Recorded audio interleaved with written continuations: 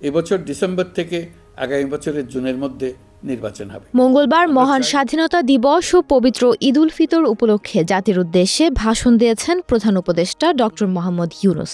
তার ভাষণে নির্বাচনের সম্ভাব্য তারিখের কথা জানিয়েছেন তিনি। ইতিমধ্যে জাতীয় ঐকমত্য কমিশন তাদের কাজ শুরু করেছে। ৬টি সংস্কার কমিশনের ১৬৬টি সুপারিশ ও পূর্ণাঙ্গ প্রতিবেদন সহ ৩৮টি রাজনৈতিক দলের কাছে চিঠি দেওয়া। প্রধান উপদেষ্টা বলেছেন, জাতীয় ঐকমত্য কমিশন তাদের কাজ শুরু করেছে। ৬টি সংস্কার কমিশনের ১৬৬টি সুপারিশ ও পূর্ণাঙ্গ প্রতিবেদন সহ ৩৮টি রাজনৈতিক দলের কাছে চিঠি দেওয়া হয়েছে। ইতোমধ্যেই রাজনৈতিক দলগুলোর সঙ্গে বৈঠক শুরু হয়েছে। দেশের রাজনৈতিক দলগুলো খুবই ইতিবাচকভাবে সংস্কার কাজে সাড়া দিয়েছে, তাদের মতামত তুলে ধরেছেন। কোনো রাজনৈতিক দল কোনো সংস্কারের প্রস্তাবে একমত হয়েছে এবং কোনোটিতে আবার দ্বিমত পোষণ করেছে।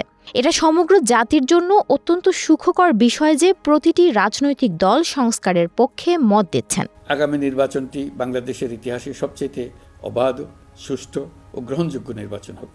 তিনি বলেন, তিনি চান আগামী নির্বাচনটি বাংলাদেশের ইতিহাসে সবচাইতে অবাধ, সুষ্ঠু ও গ্রহণযোগ্য নির্বাচন হোক। এজন্য নির্বাচন কমিশন সব ধরনের প্রস্তুতি নিতে শুরু করেছে। রাজনৈতিক দলগুলো ব্যাপক উৎসাহ উদ্দীপনায় নির্বাচনের জন্য তৈরি হতে শুরু করবে বলে আশা করছেন তিনি।